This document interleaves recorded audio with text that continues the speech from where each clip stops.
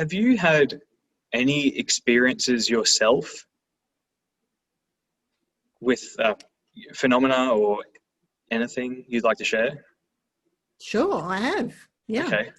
I've had 6 UFO sightings of things that I cannot explain, Yeah. and I've had a close encounter. I'm one of those unusual people who've had one encounter, Wow. and that encounter occurred in around 1990, 91. Hmm. I'm unsure of the exact date, and I was asleep in my bed. It was early hours of the morning. It was still dark. Between myself and the window was about a metre gap, and the curtains of the window were open, and the street light outside was shining light in through the window. And I woke up and I saw these 3 small beings standing next to the bed. And they were the typical, what they call greys, with the inverted pear-shaped heads. They were only about somewhere between 3 and 4 feet tall, 3.5 feet tall, maybe. And I couldn't see their faces properly because they were silhouetted against the light. But they were certainly emaciated, very thin, no muscles at all that I could see, noticed.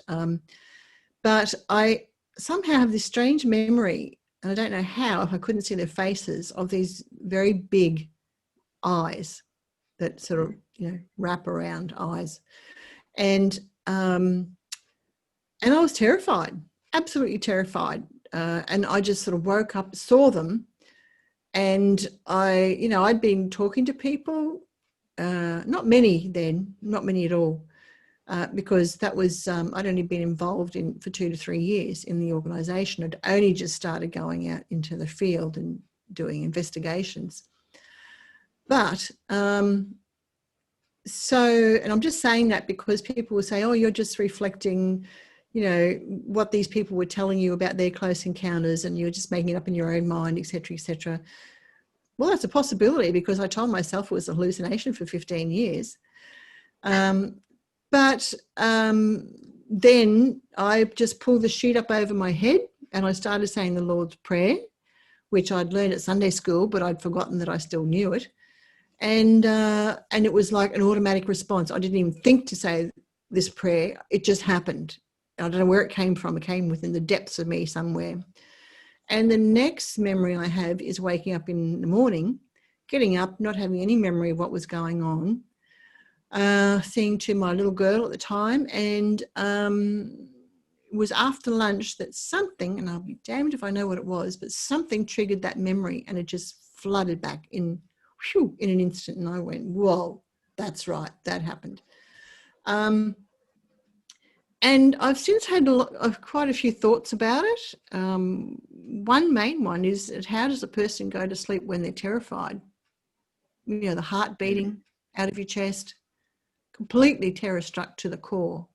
But I went to sleep in that state. I don't know how that happened.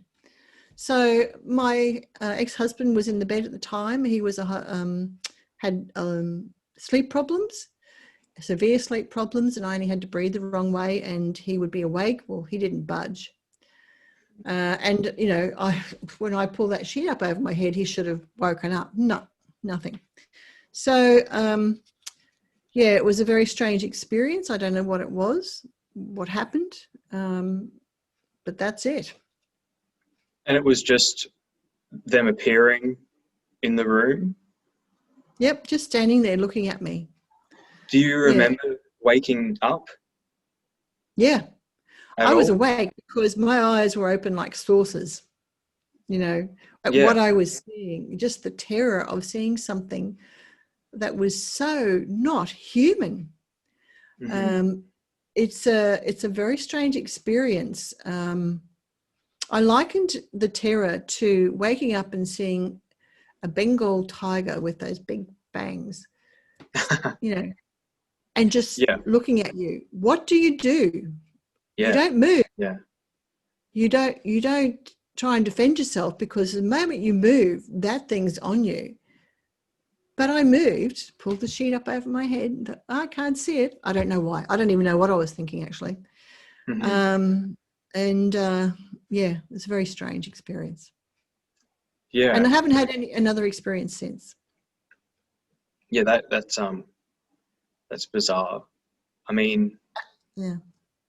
um, did you ever do you know what prompted you to wake up? Like, what was the beginning of that? Because you were asleep when that happened. Okay. Yeah. All I can put it down to is that proximity alert that which we have in our unconscious mind. That Mm, something's there and you wake up. yeah. That's all I could. I was asleep and then I woke up. And I actually thought, why did I wake up? What woke me up? They didn't make any noise. There was no touching. There was no external stimulus to wake me up that I'm aware of, except perhaps to, hey, wake up so you can see us. That's all we need to do with you. I don't know. I really don't know. It's one of those things that rattles around inside of me from time to time. Yeah. And um, can you recall it clearly? Mm. Yeah. Do you did they have any movement? Was there light in the room, or was it more of like a silhouette, or was there light like on them? The light, that was a silhouette of their shape standing next to me. There were three of them. So they were lit up by backlighted by the street light outside.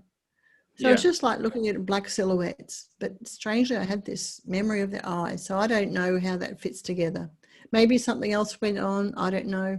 Hmm. I really can't say. That was the only close encounter of that type that I am aware of. But with the 6 UFO sightings, and then a few years later, I had a near-death experience and an out-of-body experience, a very powerful out-of-body experience too. So, and I've since discovered that people who report close encounters also have those. They can have spontaneous mediumship start. They can see apparitions. They can see dead people. They become precognitive. They can become artistic. They, they can develop an interest in healing.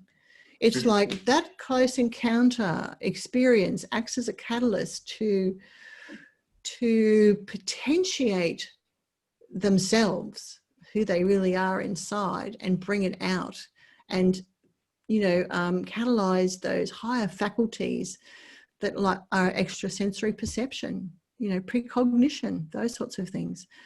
I've had many of people who report close encounters also tell me things like, I heard a voice tell me, pull over. So I pulled, it was so powerful, I pulled over.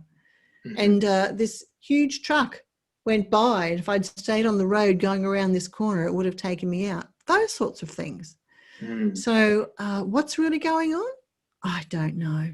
But it's very, very interesting. Yeah, that's bizarre.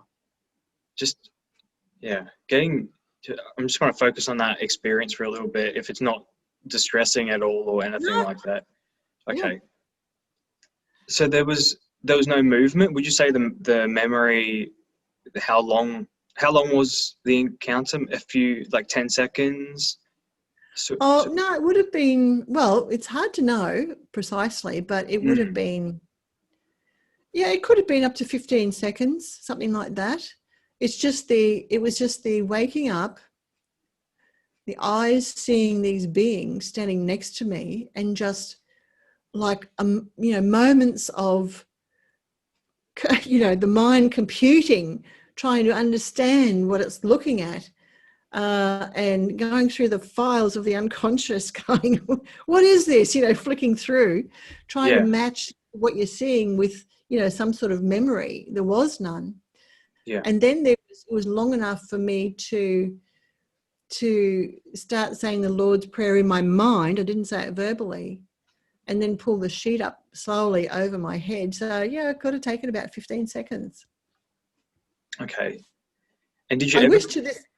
wish to this day that I had reached out and knocked him over, because, I'm 172 centimeters tall, and I'm not a petite woman. I'm not a big woman, but I'm not a petite woman. I'm very powerful. Yeah. And I could have just punched them out, but I didn't, you know? Yeah. Yeah. No, try and not be hostile, but that's Oh, I just would have punched them. I'm I'm very just truthful. I joking. don't care whether they're aliens or what. And Yeah. you know, and it was so against my character, Yeah. because my husband had travelled for years previously with his job. So I'd be home this is before I had my daughter, with my 2 dogs, who were my guard dogs. I'd be home alone for weeks and weeks and weeks, 10 weeks one time. And, you know, I'm the type of person, if I'd hear a sound in the house that didn't belong, I was up and I was out in the kitchen and I was getting a knife, and I'm walking around the house with a knife in my hand, ready to attack an intruder. So that's the Yeah. sort of person that I was, Yeah. am, I suppose, a bit older now. But so why didn't I get up and just punch these things out? I don't know. Mm. Yeah. And I guess why was it your response to just pull the bed sheet covers up? Like you're just as yeah. Did you ever question? I'm sure like people have asked you this hundreds of times, but did you ever question it was just a dream, or it was like sleep paralysis or something like that? I don't know if yeah. It wasn't sleep paralysis. I could move because I did. Hmm. Was it a dream? Well, it wasn't a dream because I was awake. I knew I was awake, 100%. I knew I was awake. But that's why I told myself it was a hallucination for 15 Okay. years Yeah. before I could come to terms and accept that now, by then, all the stories that I had heard from other people had happened to me. So, you know, people don't just come forward and tell you these stories. They've lived with them for years.